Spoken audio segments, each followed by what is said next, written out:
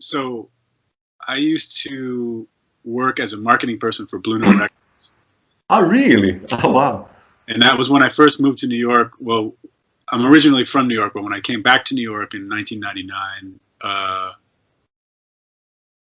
think it was 1990, the end of 98 or the beginning of 99. And that's what it was. I came at the end of 98 because they were playing 1999 at Times Square on New Year's Eve. And I was living right near Times Square at that time. Anyway, so I got a job in the marketing department of Blue Note Records. And this was, I was starting to gig in town, but I hadn't really started to just play music for a living. Yeah. And the head of A&R at the time was a guy named Brian Bacchus. And if you look him up, he's done tons of production for many years in for different labels. Yeah. And he and I away when we first met. And so shortly after I started working there and meeting with him, I got a regular gig for my trio, actually, at this place called Ciel Rouge, and I would play there every Tuesday. And I had that gig for 2 years, and a lot of people would come through there all the time. Lots of great musicians. And so Brian and I used to live near each other in Brooklyn. And after one of the trio gigs, we shared a cab ride home, and he was asking me who I wanted to play with. He's like, so what do you want to do now? Who are you going to play with? What do you want to do? And I had played a little bit with Greg Osby at that point, and Steve Coleman a little bit, and some other people.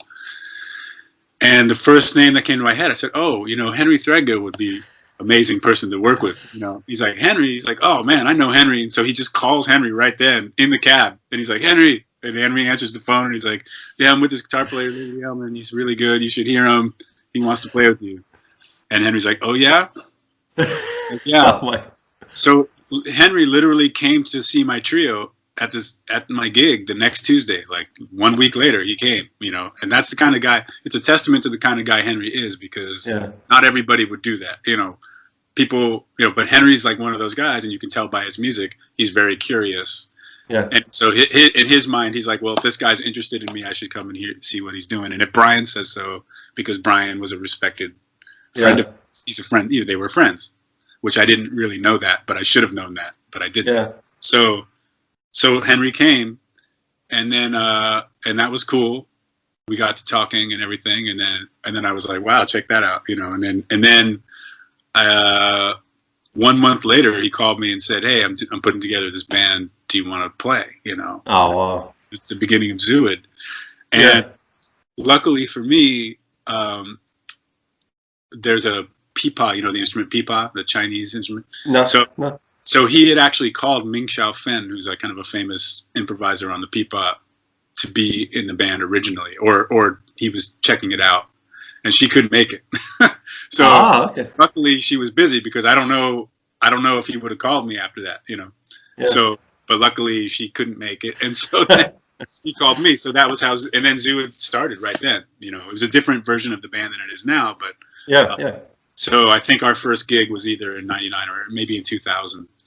But that's why you ended on acoustic also with Henry, or because that's what he wanted, Oh, wow. He had an idea of it being this all acoustic band, which I thought was funny, because as soon as we started rehearsing, everybody had amps, even though we were acoustic, because we had to play with drums, Yeah.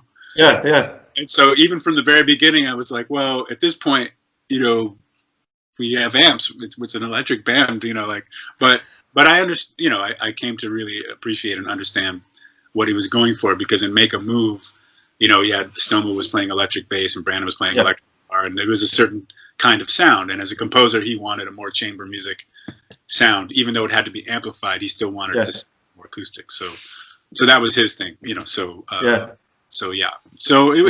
it's a fun adventure, because I developed a sound and a technique. Yeah.